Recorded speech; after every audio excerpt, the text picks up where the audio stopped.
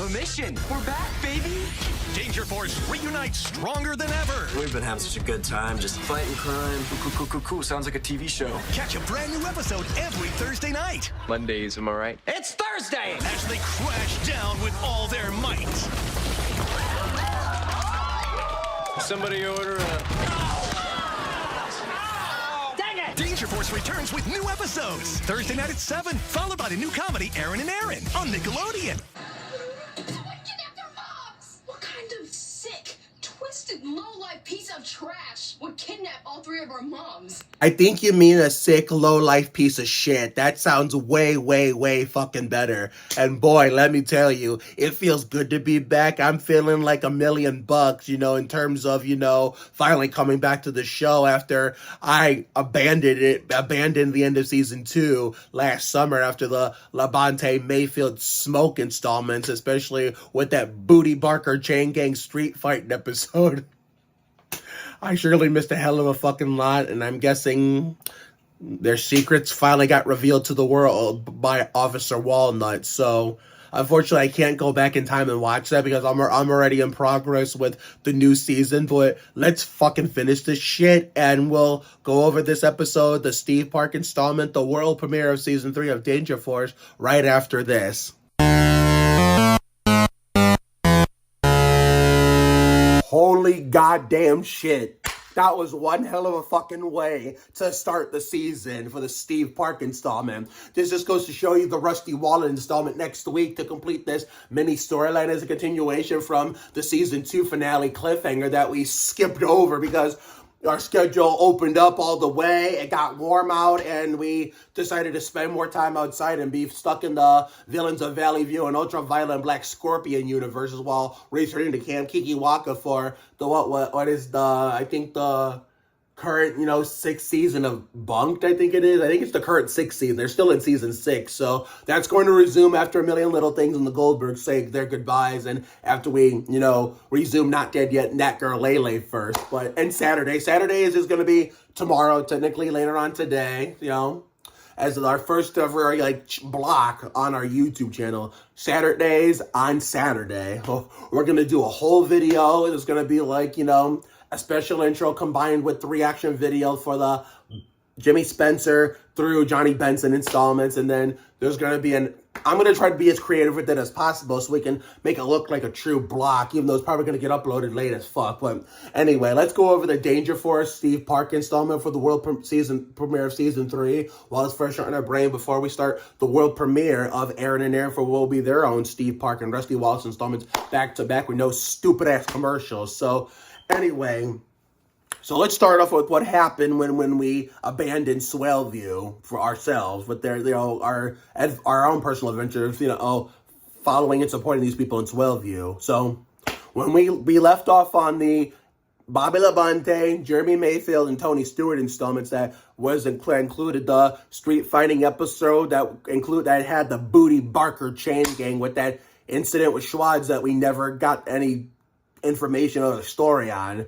And so apparently when we got to the season 2 finale, Officer Walnut exposed, you know, Danger Force's secret identities and had them be disbanded what it looked like be forever. And then when, you know, a serious crime, you know, greater than the ones they were fighting, when their identities were secret, with their moms being kidnapped came into place well, technically Thursday, but we were outside at 80-degree weather. But, like, you know, when they, all their moms got kidnapped, well, tonight, and real time on Thursday night, they had no choice but to, get back together because, you know, I know their mom said no more Danger Force because of what the bullshit that happened at the end of last summer. I mean, at the end of last year, I mean, they didn't say it like that, but that's how they meant it. But one, they're in fucking jeopardy like Alex Trebek and Johnny Gilbert. And two, with that being said, because of that, they're not around to tell them they can't be in Danger Force. And last but not least, number 3, being Danger Force is their only hope of them getting saved from those assholes who hacked into the fucking man's nest. So karma's gonna come back and bite them in the... It's not Danger Force getting revenge on those assholes for, you know, kidnapping their mom. No, they're just gonna save their mom's Plain and simple. And by that, when, you know, they kick their asses and take the victory next week for the Dale Sr. Austin Dillon installment, it's going to be karma for them kidnapping their moms the way they did. I hope, you know, that, you know, the newscasters, you know, get their moms back too. I hope they do. I really hope they do. I don't know what happened to Ray and Captain Man's mom or Schwad's mom. I don't think they were ever mentioned. I think Captain Man, I can't fucking remember, but the newscaster, the male and the female, had their moms be gone too. And of course, you know, Captain Man gave that, you know, that mom speech, idiot, the booty barker treatment from The Price is Right. Give him a black eye, like, you know, Jimmy Spencer gave Kurt Busch a bloody nose at MIS in 2003. And so therefore, it looked like I knew the hackers were going to get the upper hand. I knew they were going to get the upper hand and actually successfully hack into the system, considering they almost failed the first time. If it failed the first time, then we wouldn't get the exciting, you know, victory next week that I know we're going to get it. I just don't know how it's going to happen. And my only hope to watch it in real time is if it's fucking cold next Thursday. That's the only fucking way I'm going to be able to watch it in real time, along with the Dale Sr. Austin Dillon installment of Aaron and Aaron. That's the only way. That's the only way. So it looked like, you know, Captain Man had the upper hand with all the moms. It looked like everything was going according to plan. But of course, as always with these two-parters, the bad guys are going to have the upper hand for now until the finished product the following week. It's one thing to take win altogether and take the victory completely. Another to briefly have the upper hand, like, you know, you're winning for now, but then when the good guys come strike and kick your asses, and, you know, get either their revenge or, you know, you get karma and you go to fucking jail, then that means you fucking lost altogether, because that's what normally fucking happens. The good guys are always going to win 99.9% of the time, no matter what show, no matter what movie it is, and no matter what video game it is, what you play for fun to, like, you know, put together a whole storyline like we would usually see in Crash Bandicoot as kids, or as people older than me would back in the SNES days, and even when I was a baby and a toddler, N64, Mario's goddammit. Even the Game Boy days with Mario Land 1 and 2, which came out in 89 and 92. But even though I wasn't born then, they were still popular when I was growing up in the 90s in Cleveland. And Mario Land 2 is easier than Mario Land 1. Let me say that right now, because even if you get that far in Mario Land 1, you shut off the Game Boy, it's not going to save you. You turn it on, go to the game again, you have to start from scratch. At least Nintendo fixed that with Mario Land 2 by implementing it to be more like Super Mario World.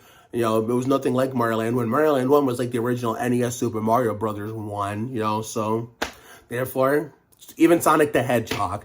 I don't understand why Sonic and Mario got their own movies, but Crash never did. And I hope, you know, the movie industry, like, gets their heads out of their asses, you know, contact Sony in some kind of way, and, you know, offers them to make a Crash Bandicoot movie so all of us Crash fanboys can stop bitching about it. So, but I'm getting off topic, so I gotta continue talking about this goddamn episode. So, therefore, every time Mika tried to secretly fight crime like nothing was wrong from the end of last year, of course, you know, her mom was thwarting her the whole time, but I guess it was karma for her because she ended up getting her kidnapped with the other moms. And of course, you know, Choppa's dad wanted to lay around all day while his mom had just stuff to do. And then when, you know, Miles and Nika's mom and dad brought them in together because, you know, isn't Angela,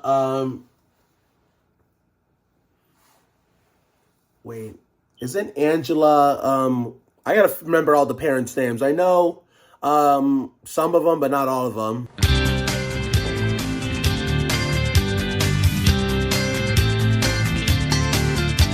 So Bosie's mom was the one that went missing first, considering, you know, let me fix the camera a little bit.